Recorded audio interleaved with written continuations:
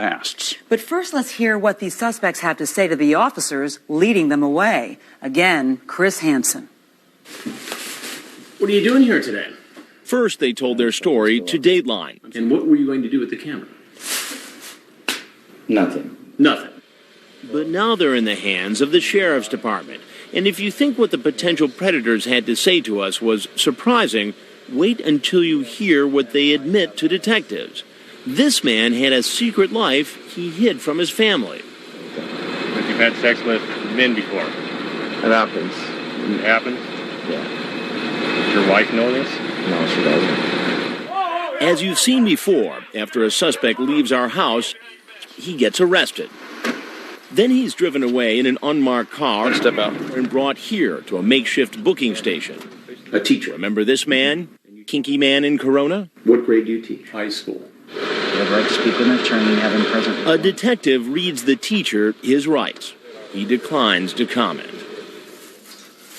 But this man, the one who came ready with apple pie, whipped cream, and contraceptive cream, does talk. With your rights in mind, will you talk to me? I'll try. He tells the detective that he and his wife are splitting up, and it's caused him a lot of stress. You on probation or parole? I've never even had a ticket. I've never done anything. I mean, this is like the one time in my life I ever f***ed up, and boy, should I come over here. I have a wife at home, you know. I should be at home trying to fix things between me and her. Oh, it's just a CD. Detectives question the married songwriter who showed up looking for sex with a 13-year-old. So I had everything brought with me. Viagra. Well, that's all there in the car. And Cialis. That's all there in the car in case I would have run into someone else, not necessarily this girl. And remember the federal agent? He can't seem to stop talking to the cops. My father was a police officer. I was a police officer. I work for the Department of Homeland Security. Okay. I understand you guys have a job to do, and I'm not trying to tell you anything else other than that. I swear to God, as God is my witness, I'm wearing a St. Michael's medal right now. Okay? I was not going to do anything with her.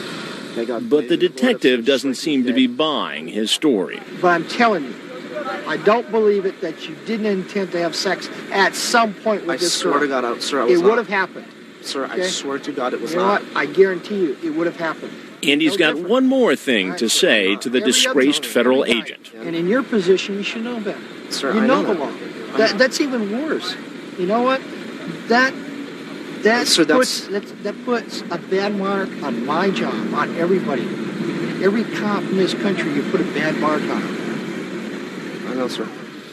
And as for this man, the 65-year-old who told us he'd be willing to have sex with a 13-year-old, believe it or not, all he wants to do is call his mom. I should call my mother and let her know that I got home safely. Well, that's going to be arranged through the jail. Because she'd be worried that I didn't get home because I was en route from her place. Because this is the first time law enforcement has stepped in and arrested the men right after they left the sting house, this is the first time we get to see all of the men's personal belongings, which leaves little doubt as to their intent. Camera, a disc that I'm sure contained some sort of pornography. He also had a thing of lube. Guess what the detectives found on this man? What is this? Some pills? Okay. What kind of pills? Where's the say so? Huh? Where's the say so? Roll off a new one. Well, tell me what kind of pills we're talking about. Is those Viagra? He breaks down. Look, things will go a lot easier and a lot smoother if you calm down. Remember, he wasn't so upset when he was online trying to set up a sexual rendezvous with someone who said she was 13. Hyperventilating, getting so upset you can't talk is not going to help anybody. All right? So just calm down, okay? The girl's 12 that you're talking to. The cops work from morning until night, booking the suspects, towing their cars, and shipping them off to jail. I'm going to take you over to the sheriff's station. Take a picture. We're going to transport you downtown Riverside, where our main correctional facility is. In all, 50 men were booked on a variety of charges involving crimes against children, ranging from felony charges of attempted lewd acts with a child younger than 14 to sending child pornography. If watching the men in our report so far has disturbed you, wait until you meet these men. As the detectives start